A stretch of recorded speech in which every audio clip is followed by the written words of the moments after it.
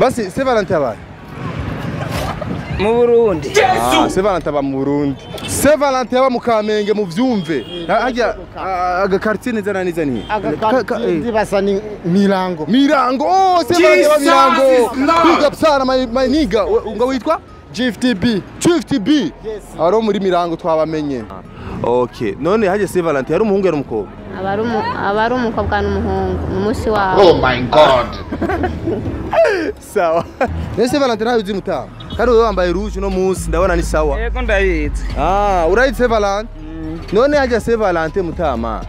Ni Gifaransa canke ni Kirundi ni Giswahili ni Congereza? Ngira ni Kirundi. Saint Valentin ni Kirundi.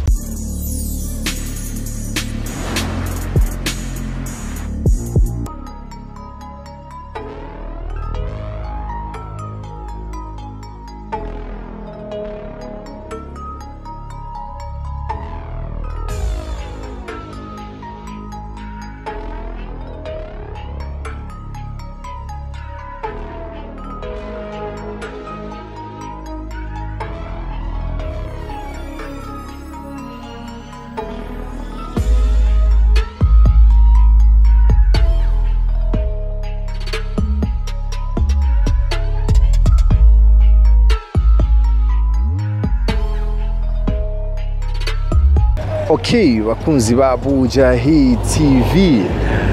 Nizereza yuko aho uri hose umerewe neza cyane. Banyita Isaac Classic. Okay, behind the camera ni CK Professional ariko kandi Ben Shoe ni bariko rakora ibishoboka ko byose kugira na amasanamu nayo nyene abashikire neza. Urazi ko team Bujahi ari team nini sana igerageza kuraba yuko ibintu byose biriko bigenda neza cyane. Murabibona yuko ibintu byose ari fresh kabisa. Murashobora kwibaza ati Isaac arihe ashaka tuzanira iki ikiganiro cy'uno munsi cerekeye iki. Murazi ko turi mu bihe bya Saint Valentino umwiranda Valentino. No munsi bitira umunsi mukuru w'abakundana. My god. Niko twakuze tubyumva ariko benshi babizi ariko rero je shaka ndabe abanyagihugu eske niko babitahura. Ibibazo bishaka baza abanyagihugu nibazo bibiri gusa. Niyo mpamvu je shaka mvugana n'abanyagihugu. Ibibazo bibiri gusa.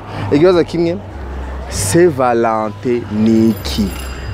Kuko ntumbwira ati ngo Saint Valentin nuruhe rurimi bisigura iki? Saint Valentin bisigura iki? Kuko iki umengana Gifaransa, yego abizi Gifaransa cyane bashaka byumva. Saint Valentin ni Gifaransa. Uyu rero bisigura iki, ijambo risigura iki? Ariko kandi dushaka kumenya Valentino cyangwa Saint Valentin, uyu bita Saint Valentin yari umuhungu cyangwa yari umukobwa? Reka tumvinyishuza abanyagihugu. Welcome.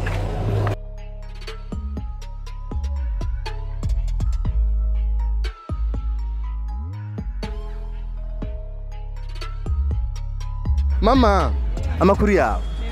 Wewe witwa nde? Je nitwa Isaac. Wewe witwa nde mama? Vestine. Francine. Vestine. Vestine. Gushana uriko radandaza niwe ni sawa. Vestine je shaka kubaza. Wewe Saint Valentin nayo? Saint Valentin. Urayizi? Ndayizi. Urahora uyumva? None haje Saint Valentin ni Kirundi, ni Giswahili, ni Congereza? Nibaza ko ari Congereza. None Saint Valentin yari umuhungu canke yari umukobwa? Ngo umwumva. Nibaza ko ari umunsi w'abakundanye umuhungu n'umukobwa. Saint Valentin yari umuhungu yari afise ibitsina bibiri. Oh my god. Okay, none haje Saint Valentin yari umuhungu yari umukobwa? Abari umukobwa n'umuhungu umunsi wabo. Sawa. Kari wewe wambaye rouge no munsi ndabona ni sawa. Yego ndayizi. Urayizi Saint Valentin? None haje Saint Valentin mutama. Ni Gifaransa canke ni Kirundi ni Giswahili ni Congereza? Ngira ni Kirundi.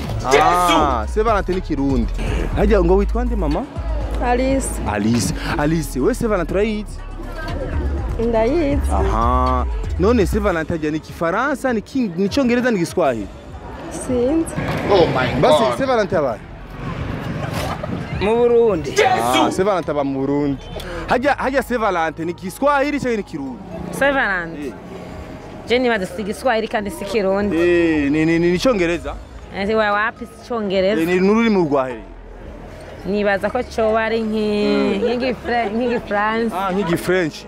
None Saint Valentin yari inde? Yari umuhungu yari umukobwa? umuhungu n'umukobwa bakundanye. Yari umuhungu n'umukobwa bakundanye. Baca bitwa Saint Valentin. Oya ni uguhimbaza umunsi mukuru wawe. Hama Saint Valentin yari umuhungu yari umukobwa. Saint Valentin nibaza ko yari umuhungu. Saint Valentin yari umuhungu. Hajya yabahe. Je nibaza ko yari umurundi. Jesus hajya Saint Valentin je nako ndibaza ururimi ni Kiswahili cyangwa ni Kirundi? Saint Valentin ni Gifaransa. Ni Gifaransa. Bisigura? Saint Valentin antuka bisigura ni mu migenzo turiko turiga ibintu kama vya Bibiliya. Bigisha ibintu vy'abakundanye, abantu nyene bakundanye. Hajya Saint Valentin muri Bibiliya? Muri antuka biranditse birimo.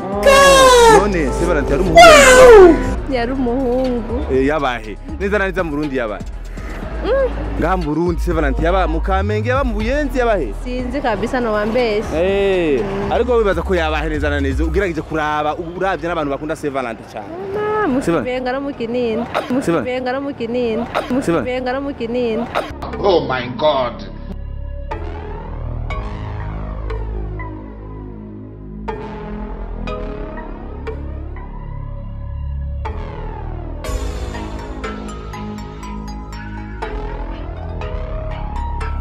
GFTB.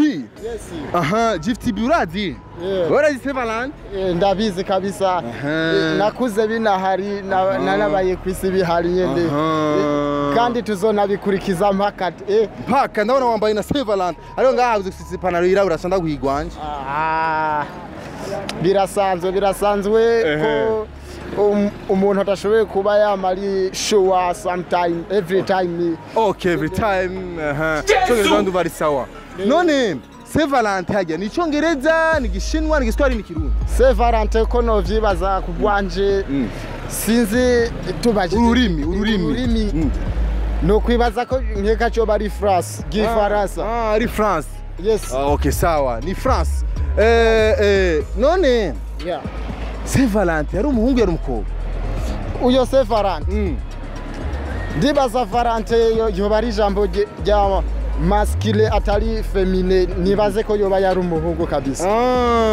Yes. Okay, yabahe neza na neza mu Burundi ubiravye? Ngaho mu Burundi Saint Valentin yabahe nkaje ndabiravye. Iwana nk'ubu novuga ati kabisa arashoboye kuba yaraba go mukinama cankwe mukambe kama kawa Kamenge kwa kubera urumva se umwelanda kabisa n'ibintu yaba mukamenge ashoboye kuba ahantu kabisa hari ibintu amasengero abantu ngene baraja gutahurira Imana se nawe Saint Valentin kahaba. Saint Valentin yaba mukamenge mu vyumve hajya quartier neza na neza ni ndibasa ni Mirango. Saint Valentin yaba Mirango. Big up sana mayizo ngo witwa GFTB. Yes. Aro muri Mirango twabamenye. Yesu.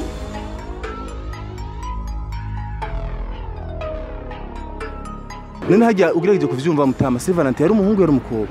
Saint Valentin ariyo nk'abantu bahuje nk'amazina. Amarero bakaje gusi mukuru wabo wa Saint Valentin. Yego kunira kwawe. Abantu bawuje amazina bashabitwa ba Saint Valentin. Sawa. None hajya Saint Valentin numvisa ngo mu Burundi ngo yarabana mu Burundi hajya yabaneza naniza amajana. Yasimbize. Ntabyuzi shamta. Mutamurakoze. Mutama tugiye ati ngo Saint Valentin amazina abiri umukobwa n'umuhungu basa amazina bashabitwa Saint Valentin. Je nitwa Manirambona Ibrahim. Manirambona Ibrahim. Ibrahim wambaye ka rouge na ka Saint Valentin canke we yambariye gusa kubera uko nyine? Na ka Saint Valentin nubibona none. Ndabibona man. Aha rero mukanye cyo gutera madame muguruki. Asha ndoyivo kabisa. Okay. Haje Saint Valentin bisigura iki Ibrahim? Saint Valentin no kuvuga ni nk'umunsi mukuru w'abakundana. Nico bisigura? Okay. Hajya Saint Valentin neza nanizo gerageje kuvyumva. Cari ni Giswahili, ni Cyongereza, ni Gishinwa, n'uruhe rurimi? Je numva umenga ni Gifaransa. Ni Gifaransa. Okay, bisigura iki rero? Bo je kubwanje numva bavuga ngo ni umunsi mukuru w'abakundana. Okay, sawa. Hama Saint Valentin yari umuhungu yari umukobwa? Saint Valentin ngene ubizi ngene uvyumva ndumva umenga yari umuhungu.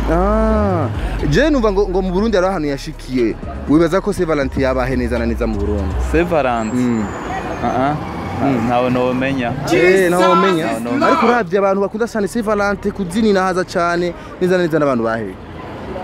Bujumbura bahehe ni Kinama, Kinanira, Kamenge neza abantu bakunda cyane Saint Valentin bayishuhira cyane. Yani ngaha mu Burundi hose barakunda kuyishuhira sana. Saint Valentin yaba hose rero. Iba hose. Sawa urakoze Ibrahim.